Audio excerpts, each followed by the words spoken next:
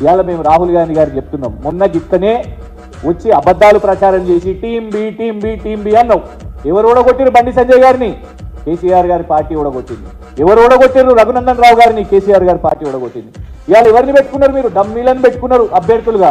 కరీంనగర్ అభ్యర్థి అయిరా ఇంకా కాంగ్రెస్ పార్టీకి? అధికారంలో ఉన్న కాంగ్రెస్ పార్టీ కరీంనగర్లా రాహుల్ గాంధీ గారు అప్పుడు ప్రచారం చేయలే, ఇప్పుడు కూడా చేయరు. ఎందుకు? Match fixing. స్పష్టంగా తెలుసు టీం బి ఎవరో భారతీయ జనతా పార్టీకి. వాళ్ళ దేశవ్యాప్తంగా భారతీయ జనతా పార్టీ నరేంద్ర మోదీ పెరగాలంటే రాహుల్ గాంధీ కాంగ్రెస్ ఉండాలి అనేది ఉన్నది. రాహుల్ గాంధీ ఉట్టిగానే ఇక్కడికి వచ్చి అబద్ధాలు మాట్లాడతాం, కేసీఆర్ గారి మీద ఉట్టిగానే బురద చల్లుతాం, రాహుల్ గాంధీ గారు వచ్చింది కదా పోయింది కదా మాట్లాడేసి వెళ్ళిపోయారు కదా అంటే మేము మర్చిపోతామని అనుకోకండి.